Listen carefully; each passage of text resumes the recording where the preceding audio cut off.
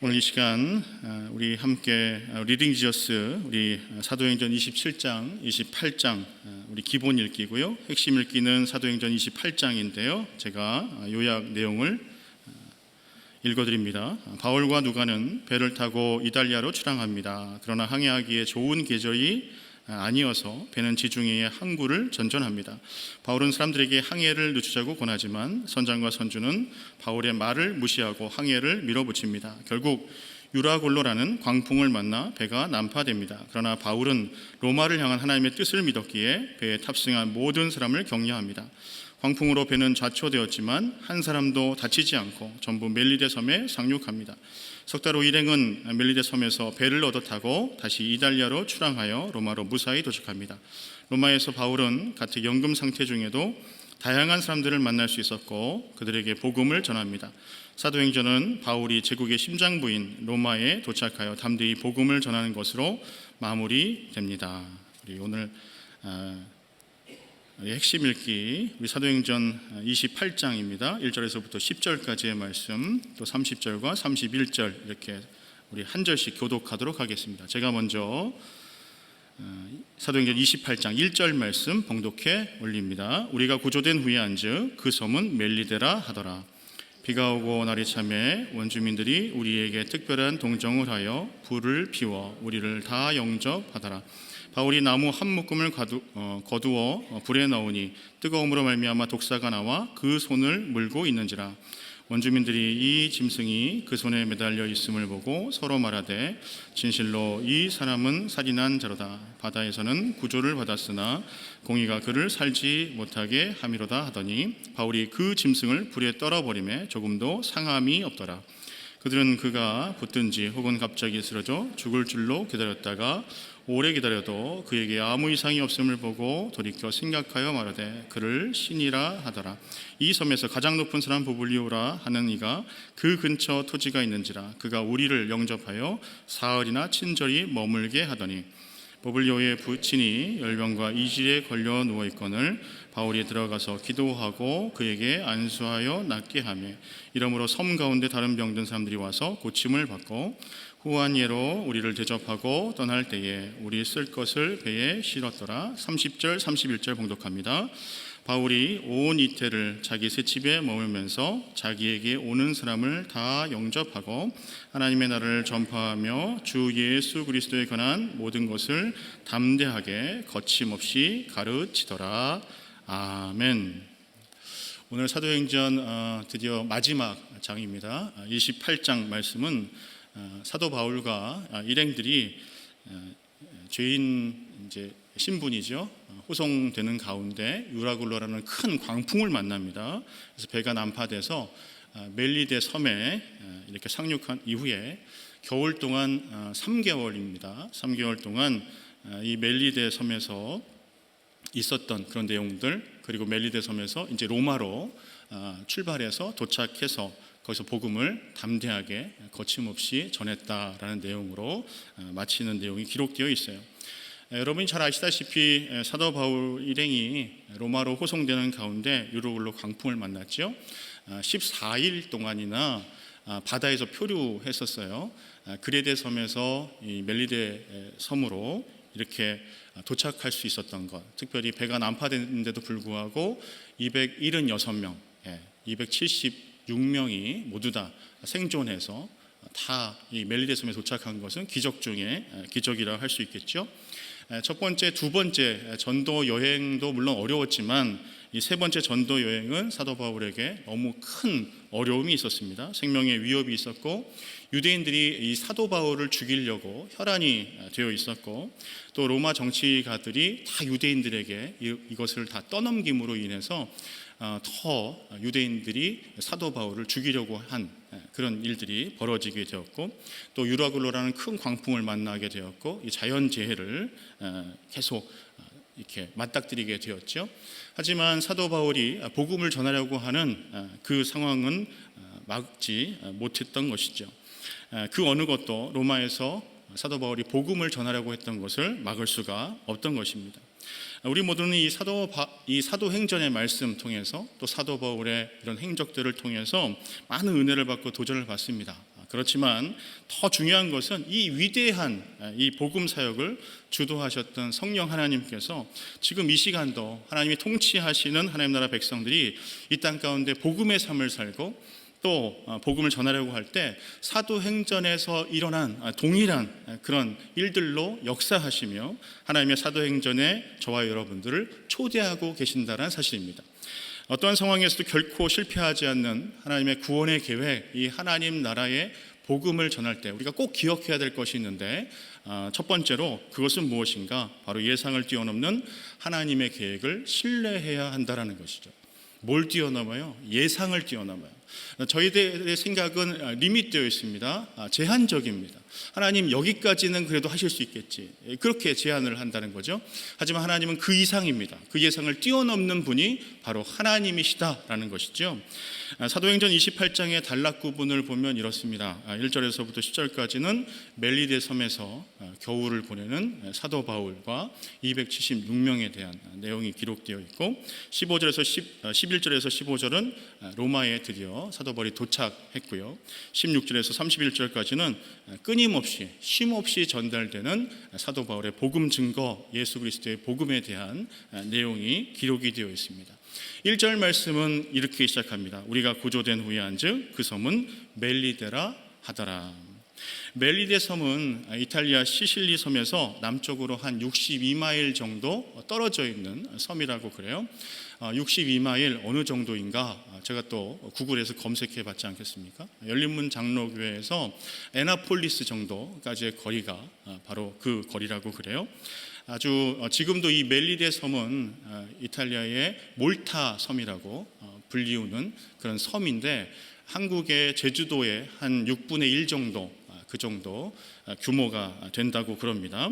근데 처음에 이 바울과 276명의 사람들이 그레데 섬에서 이 멜리데 섬까지 오는데 유라굴로 큰 광풍을 만났죠. 근데 497마일 정도 표류했다는 것이죠. 그레데 섬에서 멜리데 섬까지 이렇게 긴 거리인데 어느 정도 거리인가? 열린문 장로교회에서 노스캐롤라이나까지 그 정도 거리라고 그래요. 그 정도 되는 거리를 표류했던 것이죠. 14일 동안. 근데 한 사람도 다치지 않고 죽지 않고 멜리데 섬에 다 도착을 하게 된 것이죠. 하나님의 역사심이 아니고는 도저히 설명할 수 없는 그런 일이 벌어진 것입니다. 2절과 3절 말씀에 보니까 어떤 일이 생겼냐면, 이제 멜리데 섬에 사도 바울과 모든 승선했던 사람들이 도착을 하게 됐습니다. 근데 원주민들을 만났어요. 그날이 이제 겨울이었으니까 얼마나 추웠겠어요. 근데 원주민들이 마음씨가 참 착했나 봐요. 그래서 불을 이렇게 떼워주고 몸을 좀 녹일 수 있게 해준 거죠. 사도 바울이 나무 한 묶음을 이 불에다가 넣으려고 하는데 갑자기 그 나무 안에 있었던 독사가 불을 딱 맞닥뜨리니까 얼마나 놀랬겠어요. 그러니까 사도 바울의 손을 꽉 문 겁니다. 그래서 이 사람들이 생각을 했죠. 야, 이 사람 정말 살인한 사람이 맞구나. 어떻게 해가지고 겨우겨우 살아났지만, 이 멜리데 섬에 도착해 살아났지만 독사가 사도 바울의 손을 물었다. 분명히 죽을 것이다. 이렇게 생각한 거거든요. 근데 어떻게 됐나요? 죽지 않았어요. 뭐 붓거나 죽지 않았어요. 그랬더니 이 원주민들이 또 어떻게 생각했는가? 야, 이 사람 신인가 보다. 아까 전에는 뭐 살인자인가 보다 이렇게 생각했었는데 이제는 몸이 붓거나 죽지 않으니까 신인가 보다 이렇게 생각했던 것이죠. 그래서 사도 바울이 갑자기 한순간에 신이나 다름이 없는 그런 사람이 된 것이죠. 유라굴로 광풍으로 14일 넘게 표류하다가 겨우겨우 파선했지만 하나님께서 사도 바울과 또 그와 함께한 276명을 죽게 하지 않으셨어요. 그런데 만약에 사도 바울이 이 독사에 물려서 죽게 된다고 한다면 그것을 어떻게 설명할 수 있겠습니까? 사실은 하나님께서 이 모든 것들까지도 다 세밀하게 사도 바울과 그 일행을 인도하신 것이죠. 우리가 겪는 그런 어려움들이 있습니다. 그런데 하나님께서 저와 여러분들과 함께 하심을 여러분 기억할 수 있길 바랍니다. 하나님께서는요, 세심하게 저와 여러분들의 걸음걸음을 인도하고 계신다는 것을 잊지 마시기 바랍니다. 예수님께서 사도 바울에게 제자들에게 말씀하신 그 내용이 오늘 이 사도 바울에게 그대로 드러낸 것이죠. 마가복음 16장 17절에서부터 18절까지의 말씀을 보면 이렇게 기록이 되어 있어요. 믿는 자들에게는 이런 표적이 따르니 곧 그들이 내 이름으로 귀신을 쫓아내며 새 방언을 말하며 뱀을 집어올리며 무슨 독을 마실지라도 해를 받지 아니하며 병든 사람에게 손을 얹은 즉 나으리라 하시더라. 아멘. 사도 바울이요 독사에 물렸지만 해를 받지 않았습니다. 오히려 그 물린 손이 멜리데 사람들의 병을 고치는, 치유해 주는 그런 손이 되었다. 사도행전 28장 7절에서부터 10절까지의 말씀에 보니까 이제 누가 등장하냐면 보블리오라는 사람이 등장해요. 보블리오는 그 멜리데 섬의 추장과 같은 행정적으로 아주 높은 지위에 있는 사람인 것 같아요. 근데 그 사람의 아버지가 열병과 지금 이질로 지금 시름시름 앓고 있는 겁니다. 그래서 이 보블리오가 이 사도 바울이 독사에 물렸는데 죽지 않았네? 다들 신이라고 하네? 그러면 우리 아버지 병을 고칠 수 있지 않을까? 해서 집으로 초대하는 거예요. 근데 이 사도 바울이 보블리오의 아버지에게 안수하니까 어떻게 됐을까요? 병이 나왔어요. 병이 고쳐진 거예요. 그러니까 이 멜리데 섬에 있던 모든 원주민들도, 병자들도 이 소식을 들었겠습니까? 안 들었겠습니까? 들었죠. 그러니까 다 몰려오는 거예요. 사도 바울에게 다 몰려오니까 사도 바울이 안수 기도를 합니다. 그랬더니 그 모든 병자들이 다 고쳐졌다, 회복되어졌다, 나았다라고 기록이 되어 있습니다. 여러분, 하나님이 판단하실 때 하나님의 나라를 위해서 정말 필요하다고 생각하시면 독사에게 물려도 해를 당하지 않습니다. 여러분 잘 아시는 말씀이잖아요. 요한복음 9장에 보니까 사람들이 이렇게 맹인을 보고 예수님 날 때부터 맹인으로 태어난 사람은 도대체 누구의 죄 때문입니까? 이렇게 물어보잖아요. 그때 예수님이 뭐라고 말씀하세요? 요한복음 9장 3절에 보니까 예수께서 대답하시되 이 사람이나 그 부모의 죄로 인한 것이 아니라 그에게서 하나님이 하시는 일을 나타내고자 하심이라 라고 말씀하고 있잖아요. 그 누구의 죄도 사람의 죄도 아니라 그 하나님이 그 사람을 통해서 하시고자 하시는 분명한 계획이 있다, 그것을 말씀하고 있는 것이죠. 요한복음 11장에도 비슷한 사건이 등장해요. 나사로가 죽었습니다. 나사로가 죽었죠. 나사로는 누구죠? 예수님이 가장 사랑하시는 그 가정이잖아요. 마리아와 마르다 오라버니인데 갑자기 죽었어요. 근데 죽었는데 예수님이 빨리 죽기 전에 오셔서 고쳐주시면 얼마나 좋았겠어요? 근데 안 오세요. 죽은 이후에 시체 냄새가 풀풀 풍기는데 그때 오세요.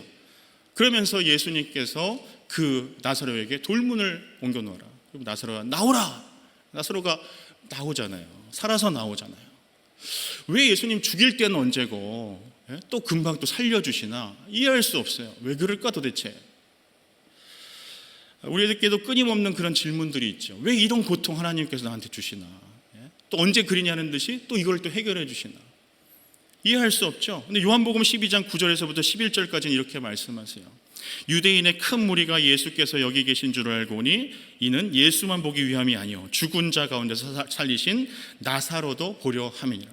대제사장이 나사로까지 죽이려고 모의하니 나사로 때문에 많은 유대인이 가서 누구를 믿었어요? 예수를 믿음이니라. 나사로를 통해서요 예수 믿는 유대인이 그렇게 많아졌대요. 그것이 하나님이 하신 일이에요. 바울이 광풍을 만나지 않고 독사에 물리지도 않고 로마에 왔다고 한다면 어떻게 됐을까요? 그냥 죄인이 호송되어 가는 거예요. 로마에 도착하는 거예요. 그걸로 끝이에요. 사도 바울의 어떤 사역도 없었어요. 사명도 없었어요. 하나님의 역사하심도 일어날 수가 없었어요. 하지만 사도 바울은요 하나님이 하신 일의 증인이 된 276명과 함께 로마에 들어갔어요. 276명 중에는 어떤 사람이 있었습니까? 백부장인 율리오가 있었고요, 선장과 선주, 죄수들까지 각계각층의 사람들이 다 있었어요. 근데 그 사람들이 이 사도 바울과 함께 있으면서 그리데 섬에서 멜리데까지 14일 동안 바다에서 표류했는데 어떻게 한 사람도 죽지 않고 다 도착했을까? 그것도 신기하죠. 근데 그 이후에 독사에 물렸는데 사도 바울이 안 죽었네. 사도 바울이 막 보블리오의 아버지부터 해서 멜리데 섬의 모든 사람들을 다 안수하면서 다 고쳤네. 이 모든 것들을 다 어떻게 할까요? 로마에 가서 전달하지 않겠어요? 감기 걸렸다가 나 정말 죽을 뻔했어, 그것까지도 전달하는 것이 사람 마음 아니겠어요? 근데 이렇게 많은 일들을 겪었는데 어떻게 전달하지 않고서 배기겠어요? 하나님께서 이 모든 일들을 통해서 하나님의 살아계심, 예수 그리스도가 하나님의 아들 되심을 증거하게 하였다. 그 복음이 자연스럽게 증거되게 하였다라는 것이지요. 여러분, 풍랑과 같은 그런 일들이 우리를 엄습할 때 있습니다. 독사보다도 더 잔혹한 것이 우리를 물 때가 있어요. 왜 관계에 이런 어려움이 있을까? 왜 물질에 이런 어려움이 있을까? 왜 병약한 이런 가운데에서도 우리 가정은 이런 어려움들이 계속해서 엄습해 올까? 그런 일들이 있을 수 있죠. 하지만 풍랑 때문에가 아니라, 독사 때문에가 아니라 풍랑 덕분에, 독사 덕분에 사도 바울은 더욱 담대하게 거침없이 하나님 나라의 복음을 증거할 수 있게 된 것입니다. 여러분, 고난에 초점을 맞추시면요, 거기 함몰돼요. 매몰되어 있어요. 하지만 거기에 초점을 맞추기보다는 하나님 나라에 초점을 맞출 수 있는 저와 여러분들 되시기를 주님의 이름으로 축원드립니다. 풍랑을 만나더라도요, 독사에 물리더라도 그 일을 통해서 하나님이 하신 일이 드러난다고 한다면 감사할 수 있어야지요. 저와 여러분들이 그런 분들 되시기를 주님의 이름으로 축원드립니다.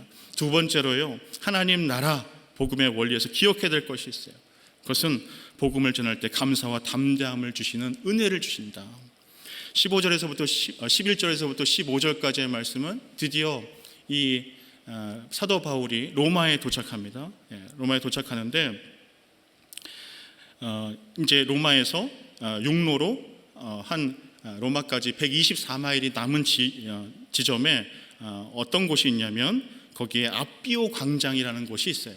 아비오 광장에 많은 형제들이 사도 바울을 만나려고 이렇게 기다리고 있었습니다. 7일 동안 자신의 집에서 유하게 되었고 사도 바울과 복음에 대해서 이야기할 수 있게 되었거든요. 근데 여러분, 이 아비오 광장이 참 특별한 의미를 갖고 있는 광장입니다. 어떤 광장이냐면 로마의 장군들이 전쟁에서 승리하면요, 이 아비오 광장에서부터 로마로 들어가는 거예요. 승전보를 울리고요, 개선 행진을 하는 곳이 바로 이 아비오 광장이에요. 근데 그곳에 사도 바울이 지금 도착해 있어서 많은 형제들과 함께 거기서 복음을 전하게 되었던 것이지요. 사도 바울이 비록 죄인으로 호송당하는 신분이었습니다. 하지만 유로글로 광풍을 이기고 로마로 들어선 개선 장군과 같은 것이죠. 그 어떤 소식보다도 가장 값진 소식, 그 복음을 들고 지금 사도 바울이 아비오 광장에 서 있는 것입니다. 현현하신 예수님께서 다메섹 도상에서 사도 바울을 부르시죠. 땅끝까지로 복음의 증인이 되라 하셨죠. 주신 사명을 다하기 위해서 세계의 심장부인 로마에 도착했어요. 거기에 도착해서 지금 복음을 가지고 로마로 들어가고 있는 것입니다. 그리고 세밀하신 하나님을 찬양하고 담대하게 감사하는 마음을 갖고 있는 것입니다. 여러분, 사도 바울이 로마 형제들을 보고 하나님께 감사한 이유가 무엇일까요?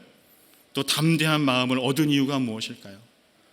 결박과 매맞음, 또 배고픔, 파선과 죽음의 위기 가운데서도 세밀하게 인도하신 그 하나님의 은혜를 깨달았기 때문 아니겠습니까? 저와 여러분이 우리의 각자가 해야 될 일이 무엇입니까? 저와 여러분이 예수님께서 인도하시는 그 길을 과연 향해 가고 있습니까? 그 항로에 유라글로와 같은 광풍을 만나고 굶주림과 매맞음과 죽음의 위기가 놓여있더라도 주님의 증인으로 살아가기 위해서 기꺼이 오늘 그 길을 결단할 수 있는 저와 여러분들 될 수 있기를 간절히 축복합니다. 그럴 때요, 주님께서 함께 동행하실 것입니다. 세 번째로 하나님 나라 복음의 원리는요, 복음을 담대하게 거침없이 전달해야 한다는 것이죠. 사도행전 이제 마지막으로 달려가고 있는데 이제 사도 바울이 로마에 도착했습니다. 그리고 2년간 이제 가택 연금을 받게 됩니다. 셋집에 갇혀서 지내게 되는 거예요. 옥에 갇히게 되는 거죠. 근데 하나님의 말씀 이사야서 6장 9절 10절 말씀을 인용하면서 이렇게 이야기합니다. 27절 28절 이 백성들이 마음이 우둔하여져서 그 귀로는 둔하게 듣고 그 눈으로 감았으니 이는 눈으로 듣고 귀로 듣고 마음으로 깨달아 돌아오면 내가 고쳐줄까 함이라 하였으니 그런즉 하나님의 이 구원이 이방인에게로 보내진 줄 알라. 그들은 그것을 들으리라 하더라. 아멘. 사도 바울은요, 유대인들이 왜 이렇게 복음을 거부할까? 이것을 유대인에게로 가라 하는 시도로 듣습니다. 물론 유대인들이 복음을 기쁘게 듣고요, 개종한 유대인들이 이방인들에게 복음을 전하면 얼마나 좋겠어요. 그런데 유대인들이 예수님의 복음을 듣지 않는 것이 이방인에게 내가 복음을 전해야 되는 것보다 그렇게 여겼던 것이죠. 그런데 정말로 하나님의 역사하심이 이 가택연금 집에 갇혀서 2년 동안 지내는 사이에 이루어집니다. 사도 바울이 이 집에 갇혀 있으면서 옥중서신 4권의 편지를 쓰는데 그 중에 한 권이 빌립보서 말씀이에요. 근데 4장 22절에 이렇게 기록합니다. 모든 성도들이 너희에게 문안하되 특히 가이사의 집 사람들 중 몇이니라. 무슨 얘기인가? 이 지금 갇혀 있는 상황 가운데 이 사도 바울을 감시하기 위해서 옆에 누가 있었는가? 로마 군병들이 있었거든요. 군인들이 있었거든요. 근데 사도 바울의 이 복음 증거함을 통해서 이 군인들이 예수님을 받아들였어요. 복음을 받아들였어요. 그래서 어디를 방문하는가? 빌립보 교회를 방문해요. 그래서 거기에 문안을 하게 됩니다. 그 말씀이 빌립보서 4장 22절에 기록이 되어 있어요. 독사에 물려서 사슬에 매여서 그렇게 어려운 일을 당해도 정말 믿지 않은 사람들이 있어요. 그런데 하나님의 나라는 거기서 멈추지 않아요. 계속해서 복음이 증거될 때, 담대하게 거침없이 증거될 때 하나님의 복음이 계속해서 흘러나가고 예수님을 믿는 놀라운 일들이 곳곳에서 일어나게 되었다라는 것이죠. 사도행전 28장 끝으로 이렇게 막을 내리고 있습니다. 같이 한번 봉독할게요. 30절, 31절 시작.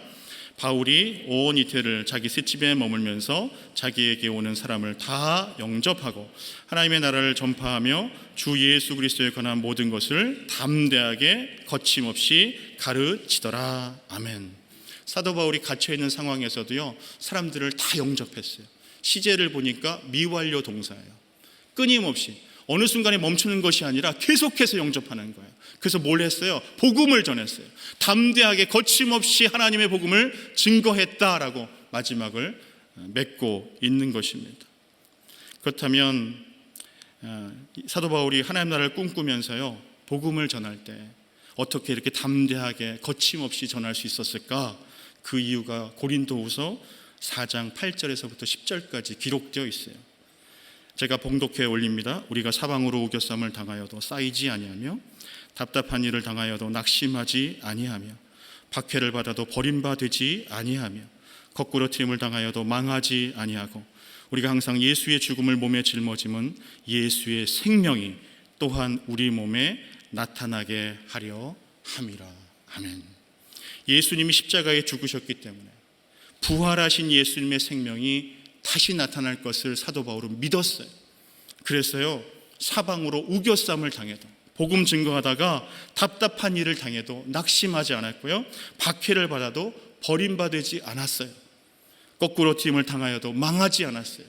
그러한 마음이 사도 바울에게 있었어요. 그래서 담대하게 거침없이 복음을 증거할 수 있었던 것 아니겠습니까? 사랑하는 열림은 우리 가족 여러분, 오늘 이 사도행전 28장을 마무리하면서 저 여러분들에게 주시는 하나님의 메시지는 분명합니다. 여러 가지 상황들, 여건들, 왜 나에게 이런 일이 생겼을까? 그런 거에 포커스하지 마시고 하나님의 시선으로 바라보세요. 이 모든 일도 하나님의 계획이 분명히 있을 것이야. 그렇게 여러분 믿음의 눈으로 바라볼 수 있기를 바랍니다. 그리고 하나님 나라를 세워가는 복음의 길에는 담대하고 거침없이 계속해서 이 복음이 흘러나가야 한다는 것이 하나님의 뜻이다. 그것을 믿음으로 신뢰하는 저와 여러분들 되시기를 주님의 이름으로 축원드립니다. 같이 한번 기도하겠습니다.